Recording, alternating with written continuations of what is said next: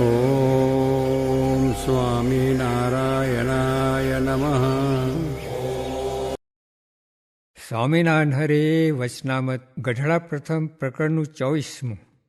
જ્ઞાનની સ્થિતિનું મહાત્મરૂપી ખટાઈનું. સ્વામિનારાયણ હરે સંવત 1876 પોષ સુધી છઠને દિવસ સંધ્યા સમયે શ્રીજી મહારાજ શ્રી ગઢડા મધ્યે દાદા ખાચરના દરબારમાં ઉગમણે દ્વાર ઓરડાની ઓસરીએ ઢોલિયા પર વિરાજતા હતા અને માથે ધોરો ફેટો બાંધ્યો હતો અને ધોરો ખેસ પહેર્યો હતો તથા ગરમ પોષની રાતી ડગલી પહેરી હતી ને ધોરો ચોફાળ ઓળ્યો હતો ને પોતાના મુખારવિંદની આગળ પરમહંસ તથા દેશ દેશના હરિભક્તની સભા ભરાઈને બેઠી હતી.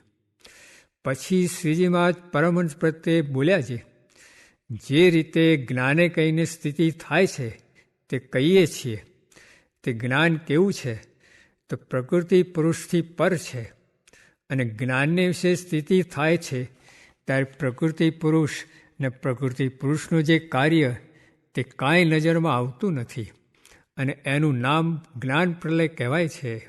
અને એવી સ્થિતિ થાય છે તેને એક રસ ચૈતન્ય ભાસે છે અને તેને વિશે એક ભગવાનની મૂર્તિ જ રહે છે પણ બીજો કોઈ આકાર રહેતો નથી. અને ક્યારેક તો એ પ્રકાશમાં ભગવાનની મૂર્તિ પણ દેખાય નહીં, એકલો પ્રકાશ જ દેખાય છે. ને ક્યારેક તો પ્રકાશ પણ દેખાય ને ભગવાનની મૂર્તિ પણ દેખાય. એને જ્ઞાને કહીને સ્થિતિ જાણવી. અને જે ભગવાનની મૂર્તિ પ્રગટ દેખાય છે તે મૂર્તિને વિશે અખંડ વૃત્તિ રહે તેણે કહીને એવી સ્થિતિ થાય છે. અને જેને જેવો ભગવાનનો મહિમા સમજાણો હોય તેના હૃદયમાં તેટલો જ પ્રકાશ થાય છે ને તેટલો જ તેને પ્રણવને નાદ સંભળાય છે. અને જેટલો જેને ભગવાનનો નિશ્ચય અને મહિમા સમજાય છે તેને તેટલા ભૂંડાઘાટ બંધ થઈ જાય છે. અને જ્યારે ભગવાનનો નિશ્ચય યથાર્થ થાય છે ને યથાર્થ મહિમા સમજાય છે ત્યારે તેને ભૂંડા ઘાટ માત્ર ટળી જાય છે. જેમ લીંબુની એક ચીરીએ ચૂસી હોય તો થોડા થોડા દાંત અંબાય પણ હળવા હળવા ચણા ચવાય ખરા. અને જો આખું લીંબુ ચૂસ્યું હોય તો ચણા ચવાય નહીં ને મગનો દાણો પરાણે પરાણે ચવાય. અને જો ઘણા લીંબુ ચૂસ્યા હોય તો રાંધેલો ભાત પણ ચવાય નહીં. તેમ ભગવાનનો નિશ્ચય અને મહાત્મરૂપી જેને ખટાઈ ચડી હોય તેની 4 અંતઃકરણ ને 10 ઇન્દ્રિયોરૂપ જે ડાળો તે સર્વે અંબાઈ જાય છે. ત્યારે જીવ મનરૂપ પોતાની દાઢે કરીને વિષયના સંકલ્પરૂપી ચણાને ચાવવાને સમર્થ થતો નથી. તેમજ ચિત્તરૂપ પોતાની દાઢે કરીને વિષયનું ચિંતન કરવા સમર્થ થતો નથી. તેમજ બુદ્ધિરૂપ પોતાની દાઢે કરીને નિશ્ચય કરવા સમર્થ થતો નથી. તેમજ અહંકારરૂપ પોતાની દાઢે કહીને વિષય સંબંધી અભિમાન કરવા સમર્થ થતો નથી.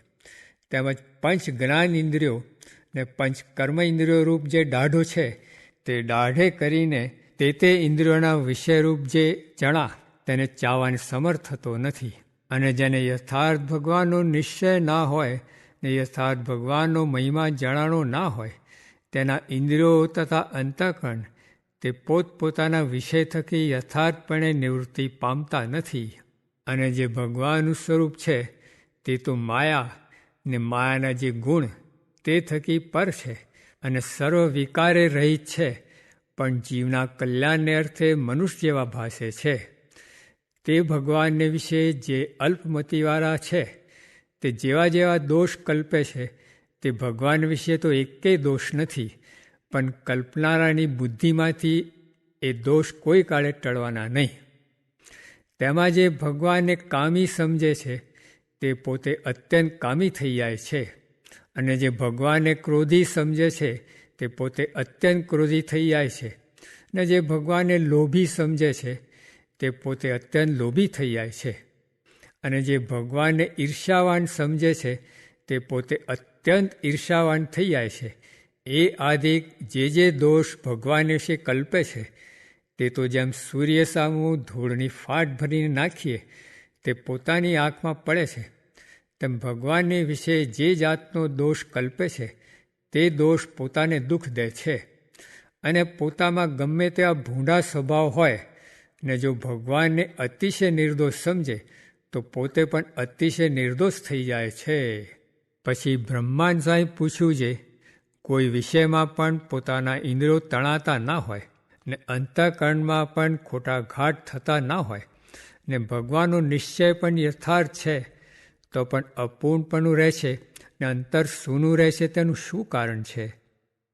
ત્યારે શ્રીજી મહારાજ બોલ્યા છે, એ પણ હરિભક્તમાં મોટી ખોટ છે. જે પોતાનું મન સ્થિર થયું છે ને ભગવાનનો નિશ્ચય પણ અતિશય દ્રઢ છે, તોય પણ હૈયામાં અતિશય આનંદ આવતો નથી. જે હું ધન્ય છું ને હું કૃતાર્થ થયો છું અને આ સંસારમાં જે જીવ છે તે કામ, ક્રોધ, લોભ, મોહ, મદ, મત્સર, આશા, તૃષ્ણા તેને વિશે હેરાન થતા ફરે છે અને ત્રિવિધ તાપમાં રાત દિવસ બળે છે. અને મને તો પ્રગટ પુરુષોત્તમે કરુણા કહીને પોતાનું સ્વરૂપ ઓળખાયું છે ને કામ, ક્રોધાદિક સર્વ વિકારથી રહિત કર્યો છે અને નારદ સનકાદિક જેવા સંત તેના સમાગમમાં રાખ્યો છે. માટે મારું મોટું ભાગ્ય છે. એવો વિચાર નથી કરતો ને આઠો પહોર અતિશય આનંદમાં નથી વર્તતો, એ મોટી ખોટ છે. જેમ બાળકના હાથમાં ચિંતામણી દીધો હોય તેનું તેને મહાત્મ્ય નથી, એટલે તેનો તેને આનંદ નથી, તેમ ભગવાન પુરુષોત્તમ મળ્યા છે અને તેનો અંતરમાં આઠો પહોર કેફ રહેતો નથી. જે મારું પૂર્ણ કામપણું થયું છે એવું નથી સમજતો, એ હરિના ભક્તને મોટી ખોટ છે.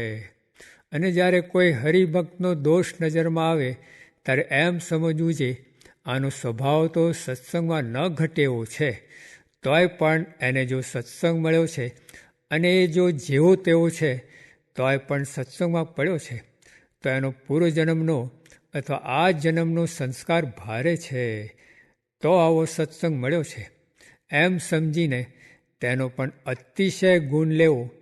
એમ વાર્તા કહીને શ્રીજી મહારાજ જય સચ્ચિદાનંદ કહીને પોતાને ઉતારે પધાર્યા. ઇતિ વચનામૃતમ. એવી રીતે ગઢડા પ્રથમ પ્રકરણનું 24મું વચનામૃત જે તે થયું. સ્વામિનારાયણ હરે સ્વામીએ વાત કરી છે, આ તો ભગવાને સૌનું સામર્થ્ય ઢાંકી રાખ્યું છે. નીકળતો શાપ દઈને બાળી મૂકે, નીકર ગાંડા થઈને ક્યાંયના ક્યાંય ચાલ્યા જાય, નીકર હાથે દેહ મૂકીને જાતા રહે, પણ આ તો કોઈનું ચાલવા દેતા નથી. સ્વામિનારાયણ રે સ્વામીએ વાત કરી છે, જેમ ગ્રહસ્થ પોતાની મા, બેન, દીકરીને ઉઘાડા દેખે તો અવળું જોઈ જાય પણ સામું ન જુએ, તેમ ભગવાન પણ પોતાના આશ્રિતના દોષ સામું જોતા નથી. સ્વામિનારાયણ હરે સ્વામીએ વાત કરી છે, આ જીવને માખીમાંથી સૂર્ય કરવો છે તે કર્યા વિના થાય જ નહીં. ત્યારે પૂછ્યું છે, માખીમાંથી સૂર્ય કેમ થાય? પછી સ્વામી બોલ્યા છે, આ સૂર્ય કોઈક કાળે માખીમાંથી થયો છે, તે પુરુષોત્તમની ઉપાસનાને બળે કરીને થયો છે અને તે ઉપાસનાને મહિમા વતે તો પોતાને વિશે પરિપૂર્ણપણું ને કૃતાર્થપણું મનાય છે અને તે વિના તો પોતાને વિશે અપૂર્ણપણું ને કલ્પના એ બે રહે.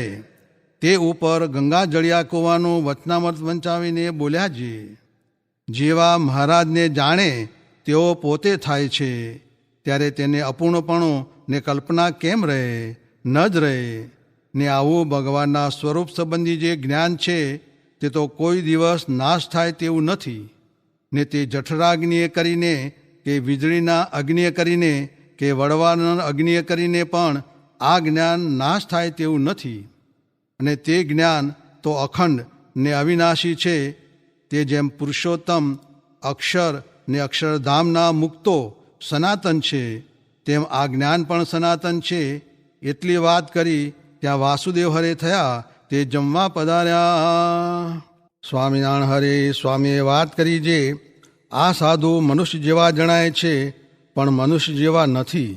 ને આજ તો પ્રગટ ભગવાન છે, પ્રગટ સાધુ છે, પ્રગટ ધર્મ છે. ને આ સમામાં જેને નહીં ઓળખાય તેને પછવાડેથી માથું કૂટવું પડશે. સ્વામિનારાયણ હરે સ્વામીએ વાત કરી છે, ગામ દેવરાજિયામાં વાત કરી છે, દેહને મૂકીને જેને પામવા હતા, જેને મળવું હતું તે ભગવાન આપણને મળ્યા, ને દેહ મૂકીને ભગવાનને પામવા હતા સાધુને પામવા હતા, તે ભગવાન ને સાધુ આ આપણને મળ્યા એ જ છે એમ ગાદી ઉપર હાથ પછાડીને કહ્યું. ને આ સાધુ છે તે ભગવાનનું ધામ છે, તેને દેહ છતે જ પામ્યા છીએ. ને કોઈના વાંકમાં ન આવીએ માટે શિક્ષાપત્રી પાળવી એટલા વાસ્તે જ મહારાજે કરી છે. સ્વામિનારાયણ હરે. સ્વામીએ વાત કરી જે કેટલાક વાત એમ કરે છે જે દેવલોક વગેરેમાં જાવું નથી ને અલ્પ વિષયમાં તો લેવાઈ જાય છે, તેનું શું કારણ? ને તે અક્ષરધામમાં જાશે કે નહીં એ પ્રશ્નનો સ્વામીએ ઉત્તર કર્યો જે અજ્ઞાન છે તેથી વિષયમાં લેવાય છે, પણ પ્રગટ ભગવાન તથા સાધુનો દ્રઢ આશરો છે તો તે અક્ષરધામમાં જ જાશે.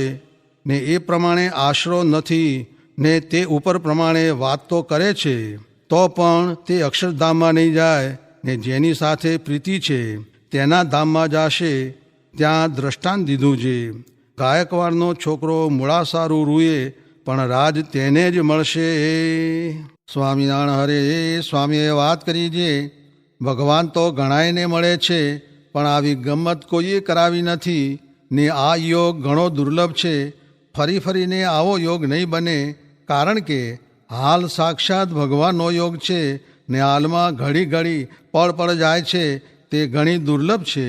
માટે ભગવાન વિના બીજું રાખશે તેની અસદગતિ થશે. સ્વામિનારાયણ હરે. સ્વામીએ વાત કરી જે ગિરનારમાં ટૂંટિયું આવ્યું તે મને વાડીમાં ધક્કો મારીને ગયું, તેથી અચાનક હું પડી ગયો. પછી બીજે દિવસે કેટલાક માણસ મરી ગયા. સ્વામિનારાયણ હરે. સ્વામીએ વાત કરી જે માવો ભગત કહેતા જે કાંઈ ખડખડે કે છોકરું હોય તે પોતાના માવતરને ગળે વળગી જાય, એમ આપણે પણ ભગવાનમાં ને સાધુમાં વળગી જાવું એ જ ઉગર્યાનો ઉપાય છે. તે વિના ચારે કોરે કાળ ખાઈ જાય છે. બ્રહ્માનંદ હરિચરણ વિના સબે ચવીના કાળકા એમ કહ્યું છે. સ્વામિનારાયણ હરે. સ્વામીએ વાત કરી જે એક સાધુ રાઘવાનંદ તે પણ ભાગવત તાડપત્રમાં લખેલ વાંચતા આંખમાંથી આંસુ પડતા ને મહાત્મ્ય પણ બહુ જાણતો, પણ મહારાજે એક ચોંટિયો લીધો એટલે વિમુખ થઈને ભાગી ગયો. જુઓ, ત્યારે એને કોઈ વાર એક ચીપટી નહીં આવી હોય ને માવતરે ચીટોણીઓ નહીં ભર્યો હોય, પણ જ્ઞાન નહીં, તેણે એમ થયું. માટે દિવ્યને વિશે તો સંશય ન જ થાય, પણ મનુષ્ય ચરિત્ર જે સગુણ ચરિત્ર તેને વિશે પણ દિવ્ય ભાવ જણાય ત્યારે ખરો ભક્ત કહેવાય. કાંજે એ તો કરતુમ અકર્તુમ ને અન્યથા કરતુમ છે, એને ઉપર વળી શંકાશી. આમ સમજે ત્યારે ચોખ્ખી સ્વરૂપ નિષ્ઠા કહેવાય. ને બીજી કસર હોય તો ટળે પણ આ ખામી ભાગે નહીં. તે મધ્યના તીરના વચનાવર્તમાં કહ્યું છે તેમ સમજે ત્યારે છૂટકો છે. ને બીજું તો હાથ પગ કહેવાય ને આ તો માથું કહેવાય. માટે આ કહ્યું તેમ સમજવું તે સારું. એવી રુચિવાળા ગુરુ કરવા ને એવા જ શાસ્ત્ર વાંચવા એમ કરીને સિદ્ધ કરવું. જયન સ્વામી મહારાજની જય. અક્ષર પુરુષોત્તમ મહારાજની જય. ગુણાતીતાન સ્વામી મહારાજની જય. ભગતજી મહારાજની જય. શાસ્ત્રીજી મહારાજની જય. યોગીજી મહારાજની જય.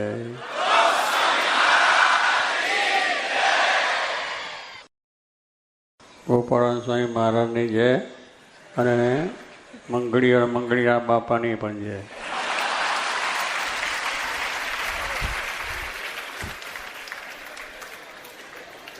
સંવાદ ખૂબ સરસ રજૂ થઈ ગયો કે આવી રીતે ગોપાળાનંદ સ્વામીના આશીર્વાદ મળ્યા પણ જેરવી ના છૂટ્યા.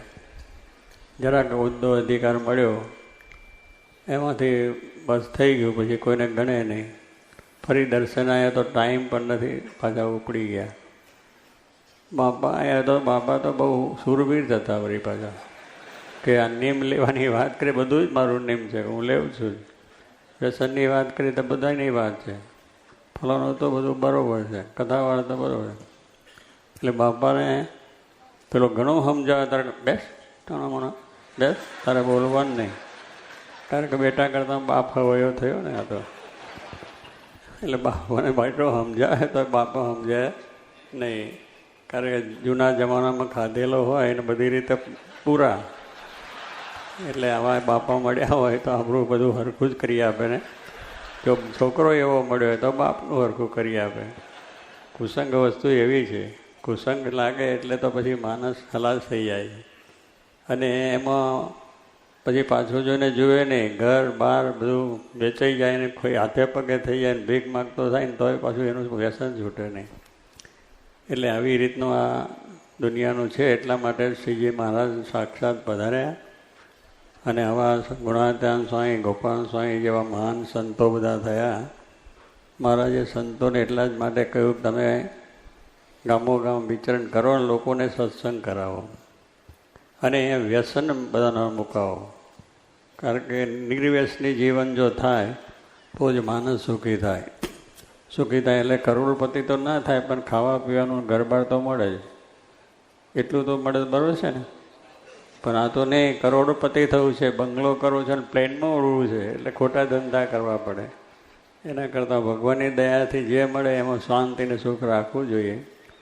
પણ જીવનો સ્વભાવ છે એટલે એ રીતે પોતાનું આવું સ્વભાવ છે, પોતાની આવી જે પોતાના જે વ્યસનો છે એ મૂકી શકતો નથી. કારણ કે બહારનું બધું જોવાનું, ખાવાનું, પીવાનું બધું ભેગું હોય. અત્યારે તો આપણે જમાનો તો જાણીએ જ છે કે ભાઈ બધા ચિત્રો જોવાના, એવા પુસ્તકો વાંચવાના, એવા સાથે બેસવાનું, પાર્ટીઓમાં જવાનું, બધી મજા કરવાની. પછી સત્સંગમાં એને રુચિ ક્યાંથી ફાવે? અને અહીં આવીને તો પહેલું નિયમની જ વાત કરવાની. એટલે આ તો જાણે કે આ તો અહીં નિયમની વાત, અહીં શું બેઠે છે લાભ થાય, ત્યાં તો પાર્ટી થાય ને આમ વાહ મજા કેવી સરસ આવે. એટલે એવી રીતના કુસંગનો સંગ લાગે તો સ્વાય એમાં કોઈ દાડો સુખ આવે નહીં. કરત કુસંગ ચહત બડો, કરત કુસંગને ચહત કુશળ એહી બડો અફસોસ, મહિમા ઘટ્યો સમુદ્રનો કર રાવણ વશો પડોશ. રાવણની વાતની વાત છે કે રાવણ છે એક કુસંગી જ હતો. એટલે સોનાની લંકા બધું એનું ખાવા પીવાના વાસણ પણ લંકાનો એના પલંગો પણ બધા એમ બધી રીતે સુખી હતો.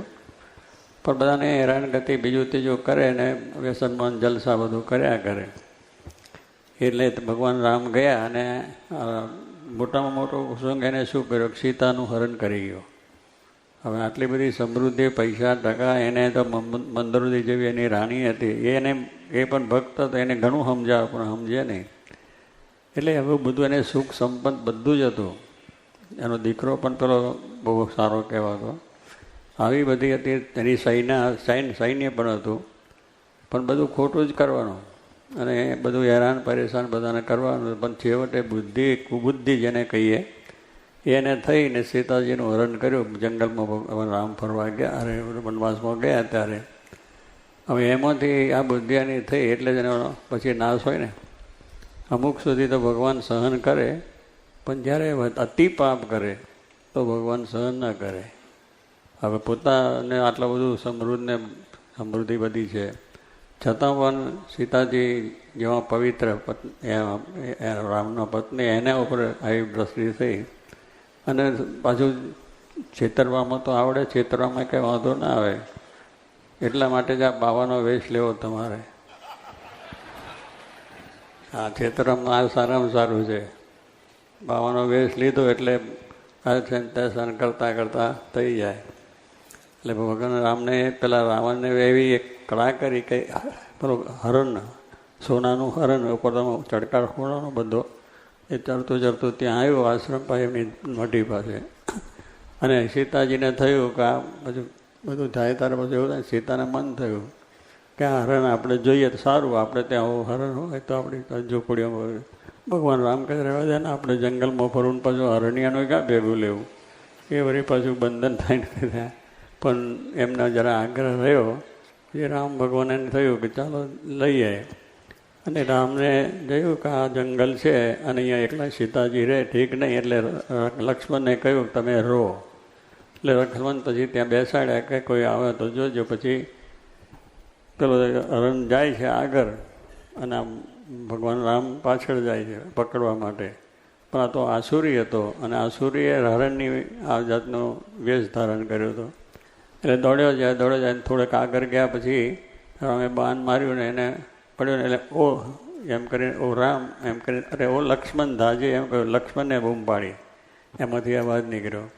તો પેલા સીતાજીએ બધાએ સાંભળ્યું કે જો રામને ભગવાનને તકલીફ થઈ છે માટે લક્ષ્મણ કે તમે જાઓ, કે જવા જેવું નથી, એ તો રામ છે, રામ ભગવાન છે, એને કોઈ વાંધો આવે એવો નથી.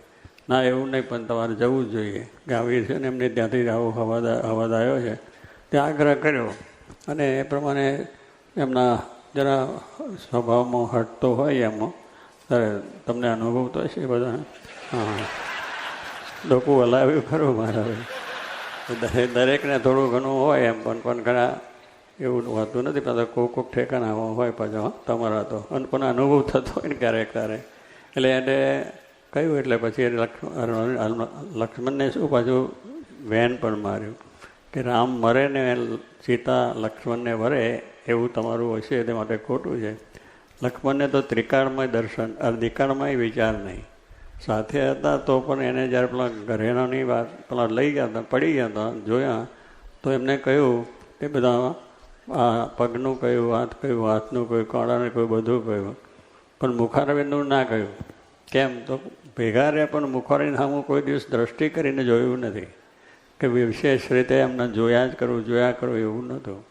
એટલે એ ઘરેણાની ખબર ના પડી ત્યારે ભગવાન રામે કહ્યું બધું પડ્યું ને, કે હું તો ફરું છું પણ મારી દ્રષ્ટિ હંમેશા એમના ચરણમાં છે અને એ રીતે હતું એટલે મને ખબર નથી. એટલે એવું આવા નિષ્કામ હતા અને ભગવાનની સેવા બહુ સારી રીતે કરતા. પણ છતાં પેલા બહેન માર્યું બરોબર એટલે સહેજે મનમાં દુઃખ થયું. પણ પછી એ વાત કરીને પેલા સીતાને પેલા રાવણ આવ્યો એટલે ત્યાં આગળ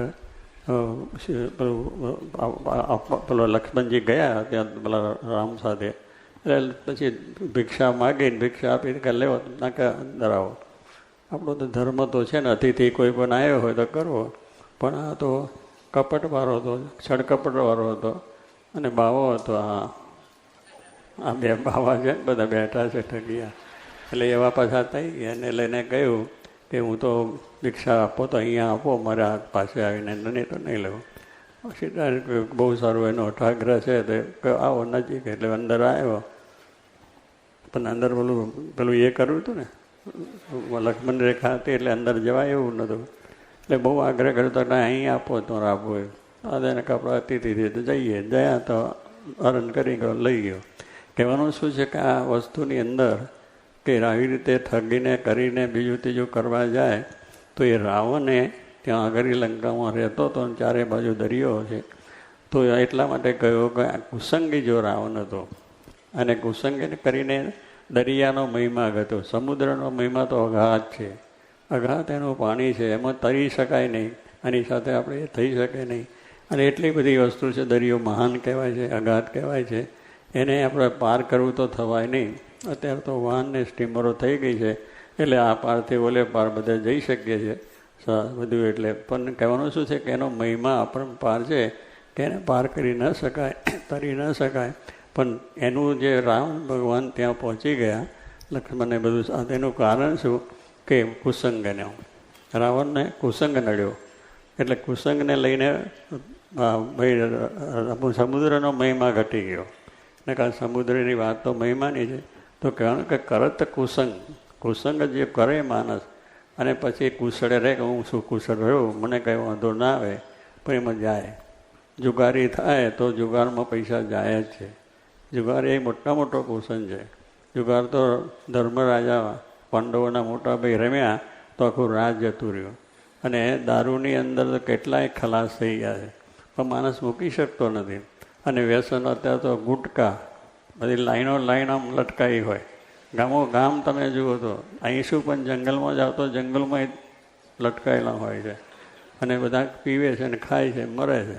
તો આવી રીતનું વ્યસન થઈ જ જાય અને થાય એટલે પછી પૈસેથી ખુવાને, શરીરથી ખુવાને બધું થઈ જાય. તો કુસંગ કે ક્યારેય કરવો નહીં. શ્રીજી મહારાજે કહ્યું કુસંગ ક્યારેય કરવો નહીં. કુસંગે કરીને જીવ સુખ્યો થતો નથી. માટે આપણે કહ્યું કે સત્સંગ કરવો. અને સત્સંગે કરીને જ આપણા બધા કુસંગ જાય છે, સ્વભાવ જાય છે, પ્રકૃતિ જાય છે.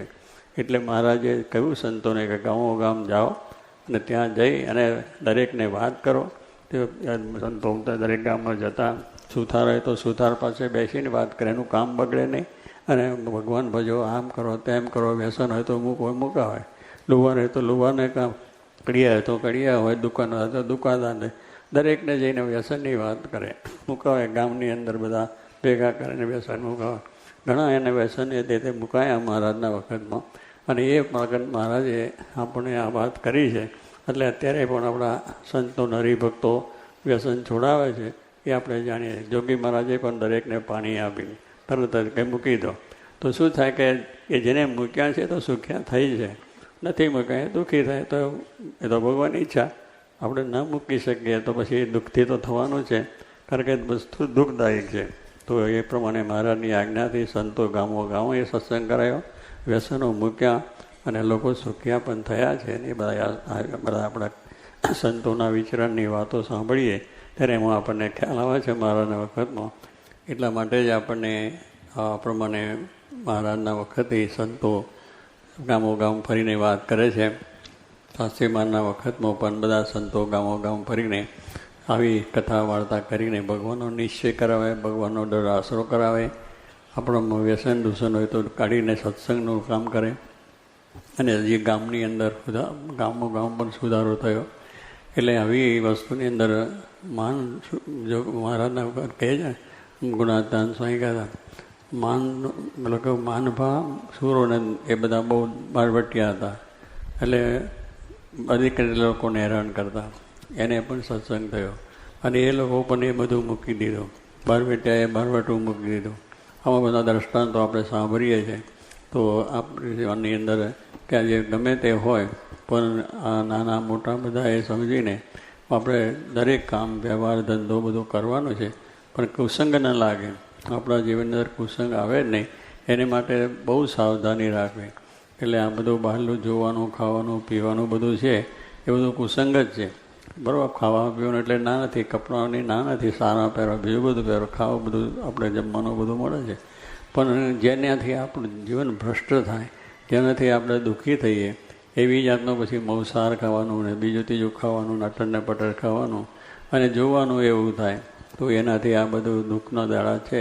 તો મહારાજે કહ્યું કે આપણા જીવનની અંદર આ જે દિવસ અને શિક્ષાપત્રી મહારાજે પણ આપી છે આપણને.